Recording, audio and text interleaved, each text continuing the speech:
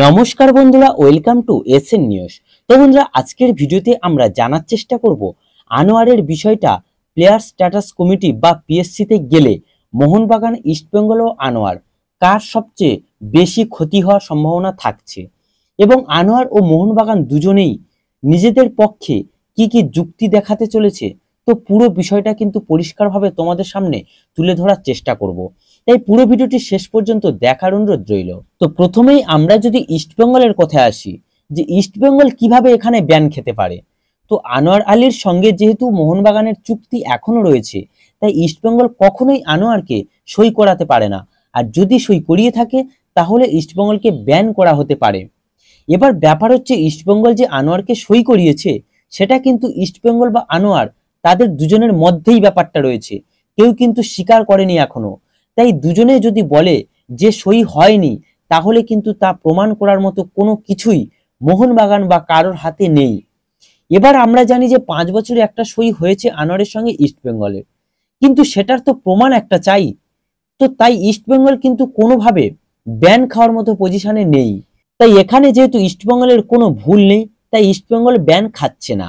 তো এবার যদি আমরা আনোয়ার আলীর করা একটি পোস্ট নিয়ে কথা বলি, তো সেখানে আনোয়ার আলী বলেছে এই লোন ডিলের চুক্তির পুরোটাই ইনভ্যালিড, কারণ এই চুক্তিতে কোনো এক্সিট ক্লজ রাখা হয়নি, বা এই চুক্তি ভেঙে বেরিয়ে আসার কোনো রাস্তা মোহনবাগান রাখেনি, তাই এই চুক্তি ভ্যালিড হতে পারে না। কিন্তু মার্কাস কাল একটা টুইটে জানিয়েছে চুক্তি ভেঙে আসার কোনো এক্সিট ক্লজ না থাকলেও সেই চুক্তি ভাঙা যায়। সেক্ষেত্রে আনোয়ারকে যথেষ্ট কয়েকটা প্রমাণ দেখাতে হবে। প্রথমত, হয় মোহনবাগান তাকে সময় মতো স্যালারি দেয়নি, তাই সে চুক্তি ভাঙতে চায়, মোহনবাগানে থাকতে চাইছে না। দ্বিতীয়ত, মোহনবাগান ম্যানেজমেন্ট তার সঙ্গে মিসবিহেভ করছে বা খারাপ ব্যবহার করেছে, সেক্ষেত্রে সে চুক্তি ভাঙতে চায়। তৃতীয়ত, তাকে পর্যাপ্ত গেম টাইম না দেওয়া। তো যতদূর জানা গেছে মোহনবাগান ম্যানেজমেন্ট কিন্তু এগুলির কোনোটাই আনোয়ারের সঙ্গে করেনি। তারা আনোয়ারের সঙ্গে যথেষ্ট ভালো ব্যবহার করেছে।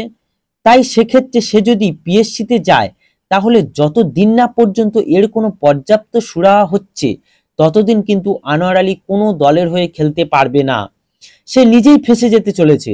এছাড়াও যদি পিএসসিতে গিয়ে আনোয়ার মোহনবাগানের সঙ্গে করা লোন ডিলের চুক্তিটাকে ইনভ্যালিড প্রমাণ করতে না পারে, সেক্ষেত্রে কিন্তু আনোয়ারের একটা মোটা টাকার ফাইনও খাওয়ার সম্ভাবনা থাকছে, এবং তাকে তখন মোহনবাগানেই কন্টিনিউ করতেও হতে পারে। আর যদি কোনো কারণে এই চুক্তিটাকে ইনভ্যালিড প্রমাণ করতে সক্ষম হয়, তাহলে সেক্ষেত্রে কিন্তু মোহনবাগানকে একটা মোটা অঙ্কের টাকা জরিমানা করা হতে পারে, এবং আনোয়ারকে ছেড়ে দিতে বাধ্য থাকবে মোহনবাগান। তবে মোহনবাগানের সঙ্গে আনোয়ারের যে চুক্তিটা, সেটা কিন্তু ইনভ্যালিড চুক্তি হওয়ার চান্স খুবই কম, কারণ আনোয়ার তো আর বাচ্চা ছেলে নয় যে তাকে মোহনবাগান ম্যানেজমেন্ট ভুলিয়ে ভালিয়ে চুক্তিতে সাইন করিয়ে নিয়েছে, বা তার এজেন্ট রঞ্জিত বাজাজ, সেও তো আর বাচ্চা নয় যে তাকেও ভুলিয়ে ভালিয়ে মোহনবাগান আনোয়ারকে দলে নিয়েছে, এমনটা তো সম্ভব নয়। তাই সব দিক থেকে কিন্তু আনোয়ারই ফাঁসতে চলেছে, এমনটা আমার ব্যক্তিগতভাবে মনে হয়। তো গাইস, এই ভিডিওতে এই আপডেটটি জানানোর ছিল। যদি ভিডিওটি ভালো লেগে থাকে তাহলে অবশ্যই লাইক ও সাবস্ক্রাইব করে দিও।